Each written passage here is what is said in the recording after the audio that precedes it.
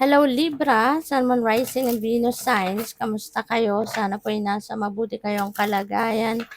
Welcome back po sa Star Tarot at kung bago kayo rito, welcome din po kayo. Please subscribe, like, share my videos, and leave me a comment po kung naka-resonate po kayo. Thank you.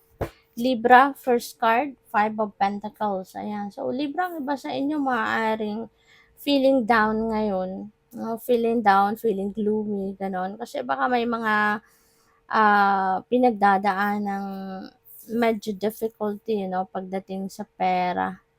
O pwedeng nagkukulang sa pera sa ngayon. Pwedeng may mga unexpected expenses, no? So, siguro wala talaga yan sa budget.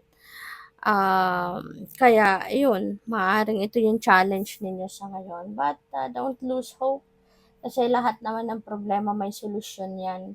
All you need to do is to think now kung paano mo masosolve ang problema mo yan.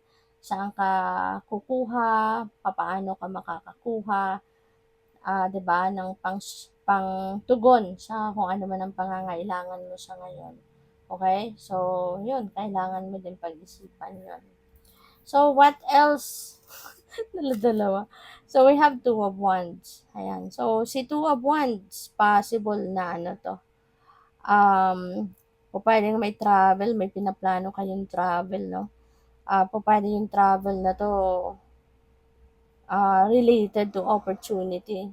No? Baka merong trabaho, no? Pwede merong opportunity kayo na nakuha, trabaho abroad, ganyan, or other parts of the country.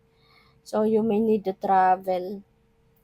Pwede rin ang travel na to, could be linked to expansion, pwedeng ganon. So, maaaring yun ang anuhan ninyo, pinaghahandaan sa ngayon. No? But, yeah, international travel, ang malakas din na nararamdaman ko rito. And, siguro, meron din ditong pinagpaplanuhan kayo. You know, other than travel, pwedeng may pinaplano kayong siguro gusto ninyo mag-put up ng kunyari negosyo.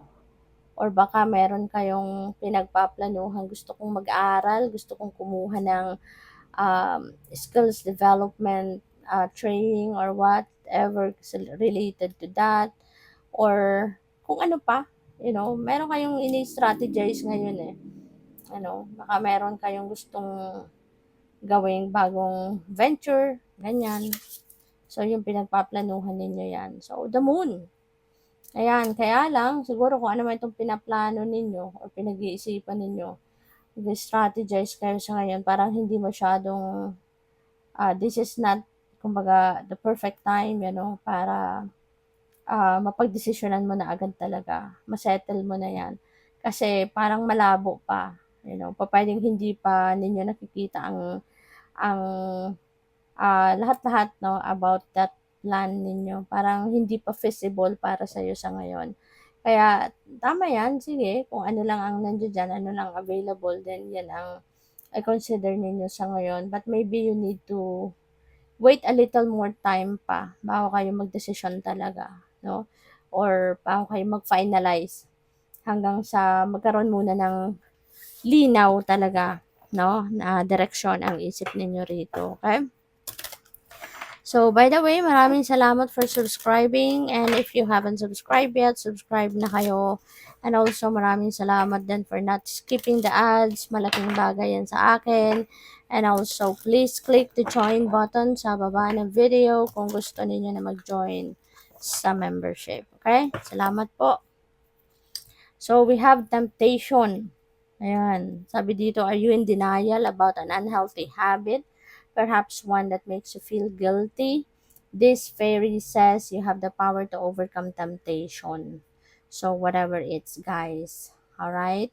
So, maaari, Libra, na ang iba sa inyo rito, you will be tempted. No? Maybe you will be tempted to do something. No? At maaaring yung something na to, something na maaaring binawal mo na sa sarili mo, prinamis mo na sa sarili mo na hindi mo nagagawin, 'di ba? O pwedeng habit ito na you tried to break, 'di ba? At maaaring pinangako mo sa sarili mo na hindi mo na muling gagawin or puwedeng pagkain, inumin, mga ganyan. So, ngayon, susubukan 'no, yung ano ninyo, yung tatag ninyo ngayon. Susubukan kung gaano kayo ka-committed doon sa pangako ninyo. Kaya po puwedeng meron test na pagdadaanan ka ngayon. Merong temptation, distractions na pupuwedeng, bumulaga sa inyo sa ngayon at para masubukan ka kung kaya mo ngang panindigan ang pangako mo sa sarili mo 'no. So what else? We have abundance, beautiful. This is abundance of money na paparating. There is abundance and prosperity. Tignan mo, oh, kusang lumalapit, kusang bumabagsak ang mga gold coins dito sa bulaklak,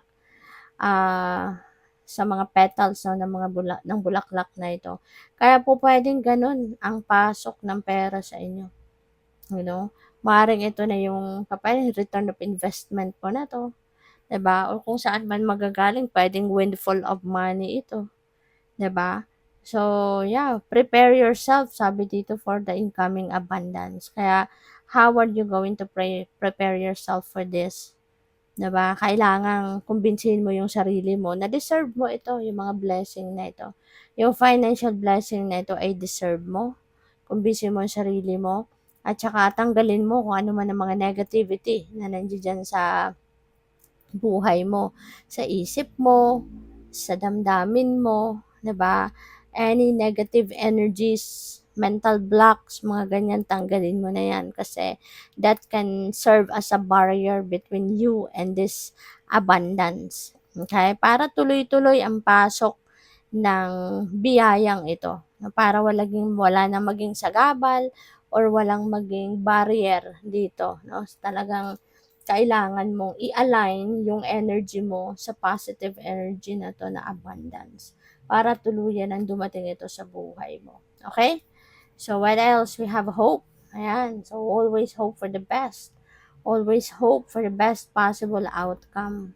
Hindi mo man yan makikita na pag-asa, pero mararamdaman mo yan na kung ikaw ay laging umaasa para sa mabuting pangyayari, para sa mabuting resulta, yan at yan ang mangyayari.